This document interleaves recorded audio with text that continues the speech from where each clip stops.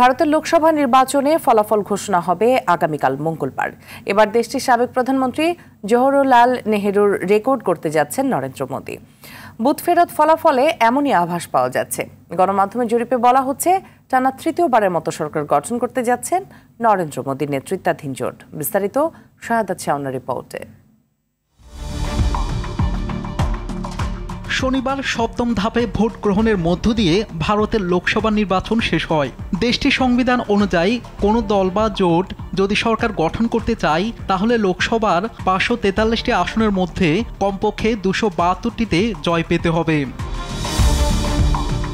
এবার নির্বাচনে দেশটির বড় দুটি জোটের মধ্যে তুমুল প্রতিদ্বন্দ্বিতা হয়েছে। এ দুটি হলো ভারতের ক্ষমতাসীন দল ভারতীয় জনতা পার্টি বিজেপির নেতৃত্বাধীন জোট এনডিএ এবং কংগ্রেসের নেতৃত্বাধীন ইন্ডিয়া জোট।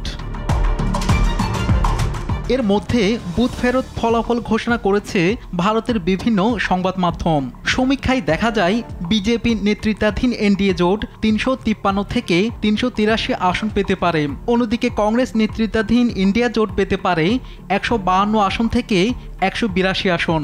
ভারতের কেন্দ্র সরকার গঠন করতে প্রয়োজন 272 আসন। তাই ম্যাজিক সংখ্যা 272 আসন বিজেপির প্রাপ্তির সম্ভাবনা অনেকটা বেশি বলে আভাস দিচ্ছে সমীক্ষা।